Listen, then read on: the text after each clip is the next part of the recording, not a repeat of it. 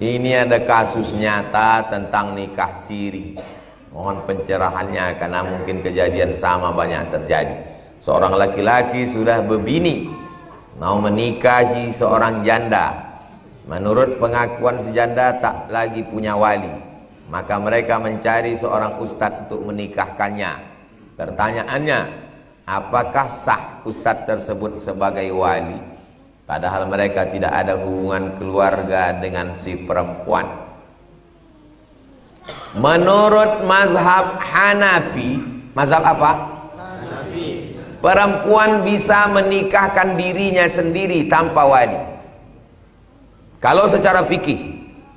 Tapi menurut kompilasi hukum Islam Indonesia, Indonesia menganut mazhab Syafi'i. Tidak sah perempuan nikah tanpa wali, karena Indonesia memakai kompilasi hukum Islam berdasarkan mazhab Syafi'i. Jelas jawaban saya? Secara fikih sah apa tak sah? Sah. Secara negara? Tidak sah. Dua, siapa yang dimaksud dengan wali hakim? Fas-sultanu waliyun man la waliyalaha.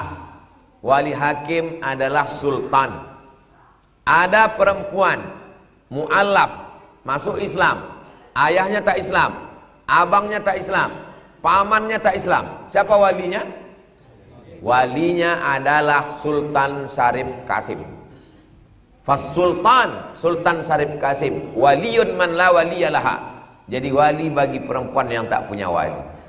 Sultan Syarif Qasim menikahkan dia. Tapi kita sekarang tinggal di negara Republik Indonesia. Sultan Langkat, Sultan Delhi, Sultan Asahan, Sultan Serdang, Sultan Siak, Sultan Pelalawan, semua sultan-sultan Melayu menyerahkan kekuasaannya ke Presiden Soekarno. Maka Presiden Soekarno disebut sebagai Waliul Amri Ad-Daruri Bisyaukah. Dia adalah ulil amri. Waktu gonjang-ganjing dulu zaman Belanda, dia ditetapkan sebagai ulil amri. Dia mengangkat menteri agama sebagai pelaksana. Menteri agama mengangkat kepala kanwil di tingkat provinsi, provinsi mengangkat lagi kandepak di tingkat kabupaten kota, kandepak mengangkat kua di tingkat kecamatan. Maka kua adalah wali hakim. Paham? Kau nikah kemarin siapa walinya? Aku walinya wali hakim. Siapa wali hakimnya? Pak Kua. Pak Kua bukan sultan.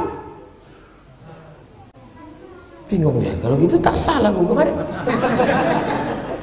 Ini ceritanya panjang. Sultan-sultan menyerahkan kekuasaan kepada Presiden Soekarno. Diangkatlah Menteri Agama. Menteri Agama mengangkat Kua. Kua itu sebagai representasi hakim. Itulah maka orang yang tak punya wali dinikahkan oleh Pak Kua. Itulah mengapa tak ada Kua perempuan. Paham? Ini mesti dijelaskan sejarahnya. Kalau tidak nanti orang bingung. Ini ada nilai historis dan fikih di dalamnya. Tiga, bagaimana kalau ternyata perempuan yang janda tersebut masih punya wali? Wali urutannya yang paling dekat ayah. Tak ada ayah, atuk. Tak ada atuk, abang. Tak ada abang, adik. Tak ada adik, abang ayah, adik ayah, saudara kandung ayah. Saya adik saya laki-laki, dia punya anak perempuan. Kalau tak ada adik saya itu, tak ada saudara kandungnya, maka sayalah yang mewalikan dia nikah. Adik saya itu meninggal, keponakan saya yang laki-laki, saudara kandung meninggal, saya pun meninggal, Sami dan Hazik mewalikan dia. Begitu urutan perwaliannya. Apakah boleh perempuan yang sudah janda memilih walinya sendiri? Kalian pikir ini pemilihan kades? Wali itu ada urutannya. Tapi boleh wali itu beralih karena musafir jauh, atau wali itu mewakilkan ke wali lain. Itu ada aturan hukumnya. bukan asal-asal. Jangan mau nikah siri. Perempuan-perempuan, kakak-kakak, jangan kalian mau nikah siri. Karena kalau kalian nikah siri, tiba-tiba laki-laki itu pergi, tak pulang-pulang, namanya Bang Toib. Sampai mati kalian tak bisa berlaki lagi. Macam mana kalian mau cerai? Tapi kalau kalian nikah dengan hukum, pergi dia 6 bulan dia pergi, kalian pergi ke pengadilan agama. Karena dia sudah baca sirat taklik waktu akad. Kalau saya tinggalkan 6 bulan lamanya, tidak memberikan nafkah zahir dan batin, atau dia menyakiti fisik, dia datang ke pengadilan, maka hakim menjatuhkan. Ini banyak laki-laki tak ingat waktu membacakan sirat taklik itu. Sirat taklik itu dibuat untuk menyelamatkan kalian perempuan. Paham? Baru nikah, kelepak biru sebelah. Kemana kalian mau menuntut nikah siri? Kemana kalian mau menuntut nikah siri? Tapi kalau kalian nikah surat, langsung kalian buat surat laporan. Bisa, tak pulang-pulang, laporkan. Malang tak dapat tolak, untung tak dapat diraih. Habis akad, aku nikahkan engkau dengan anakku dengan mahar tunai. Sah, mati dia. Gimana kalian dapat warisan? Rupanya dia punya bini pertama, bininya garang. Harta warisanku mana? Kau tak dapat, karena kau tak resmi. Tak dapat. Tapi kalau kau nikah secara hukum, maka kau bisa menuntut ke pengadilan, dapat hak. Jangan mau nikah siri. Ingat perempuan, kalian rugi. Kalau laki-laki ini setuju aja itu. Orangnya apalah. Saya nih kalau ceramah yang saya selamatkan itu perempuan. Saya selalu melihat perempuan adalah anak saya, perempuan adalah adik saya, perempuan adalah emak saya, perempuan adalah makcik saya. Maka selalu saya ceramahkan perempuan. Jangan mau kalian pacaran, jangan mau kalian digonceng orang, jangan mau kalian dibawa nonton, disuntikkannya dari bawah nanti obat tidur, macam-macam dibuatnya.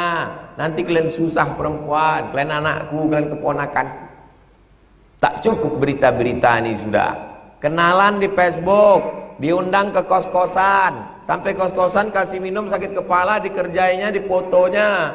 Habis itu diancam nanti kalau kau macam-macam, ku share ini ke WhatsApp. Tak dibunuhnya, diambilnya duitmu. Mau juga kau lagi pacaran, perempuan bodoh. Untuk apa Ustaz ceramah begini keras nih? Menyelamatkan anak perempuan kita.